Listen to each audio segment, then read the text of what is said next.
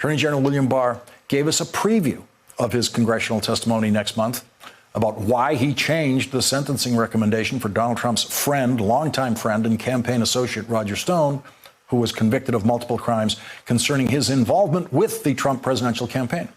In an interview with ABC, the Attorney General explained that the prosecutor, who he recently put in charge of supervising the prosecution of Roger Stone, discussed the sentencing with the Attorney General on Monday.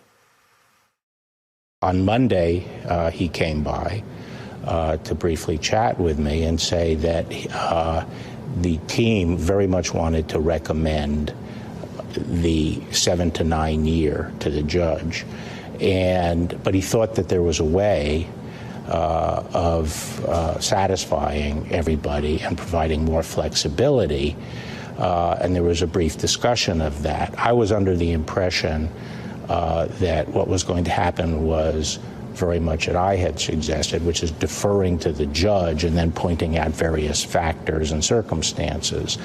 On Monday night,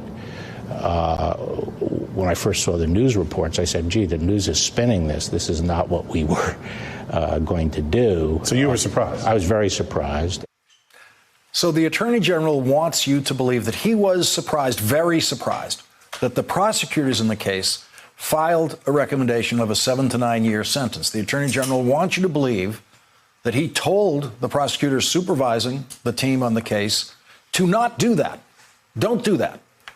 But the prosecutor then allowed that to happen anyway. That is a story of everyone working under the Attorney General, defying the Attorney General's order earlier in the day about how to handle the sentencing recommendation.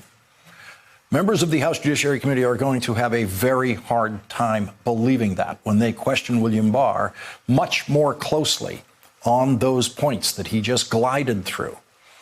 As the rest of William Barr's story unfolds in the ABC interview, you can see why it's very, very important that he insists that somehow the prosecutors working on the case just defied him and then surprised him by doing their original recommendation of 7 to 9 years in their sentencing recommendation.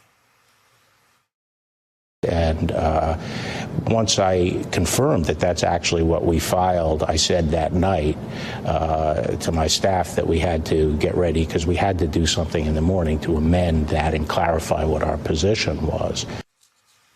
So William Barr's story is that he decided to request a lower sentence before the President of the United States, in the middle of the night, tweeted that what was basically an order from the President to the Attorney General to ask for a lower sentence.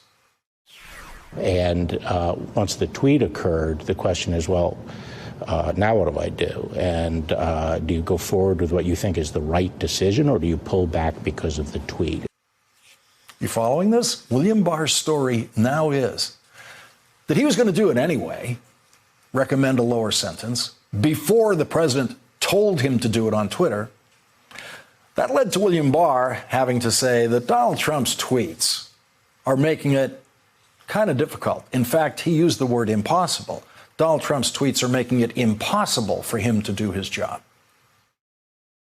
Public statements and tweets made about the department, about our people in the department, our men and women here, about cases pending in the department, and about judges before whom we have cases, make it impossible for me to do my job and to assure the courts and the prosecutors in the department that we're doing our work with integrity. William Barr is right that it is impossible to honestly do the job of Attorney General the way it's supposed to be done if you are appointed to that job by Donald Trump. He's also correct that no one should think that, as he put it, he is doing his job with integrity. He said Donald Trump has undermined that we shouldn't even think that he's doing his job with integrity because Donald Trump's made it impossible for us to think that. And no one should believe William Barr when he explained in that interview with ABC when it is right and when it is wrong for the president to tell the Attorney General what to do. William Barr said that it's, quote, perfectly appropriate for the president to tell him to concentrate more law enforcement resources on, say, terrorism. But then William Barr gave an example of what he would not do, what he would never do, even if the president told him to do it. If he were to say, go investigate somebody because, and you sense it's because they're a political opponent, then an attorney general shouldn't carry that out, wouldn't carry that out. William Barr has indeed carried that out. William Barr flew to Europe, making multiple stops, investigating Joe Biden himself and Joe Biden's son because the president wanted him to. William Barr assigned a U.S. attorney the extra duty of investigating Joe Biden and Joe Biden's son and Hillary Clinton and the Democratic Party because Donald Trump wanted him to do that. William Barr just said that he wouldn't do an investigation like that if, quote, you sense it's because they're a political opponent. You didn't have to sense that Joe Biden was a political opponent of Donald Trump's. He was a declared candidate for president of the United States. William Barr is going to be challenged with his own words, these words that you've heard from him tonight. He's going to be challenged with those words when he testifies to the House Judiciary Committee about this next month. William Barr has a lot of work to do on his answers to the questions that he will be facing, including the question: if Donald Trump has made it impossible for you to do your job, why haven't you resigned like federal prosecutor Jonathan Kravis, who had the dignity and the sense of duty to resign when you, William Barr, made it impossible for him to do his job?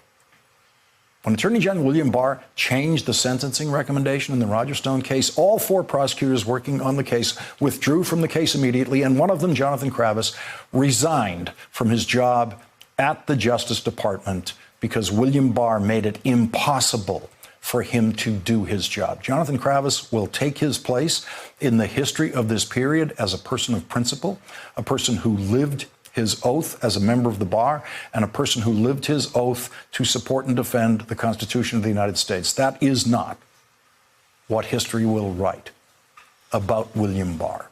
Thanks for checking out our YouTube channel. Subscribe by clicking on the button below for more from The Last Word and the rest of MSNBC.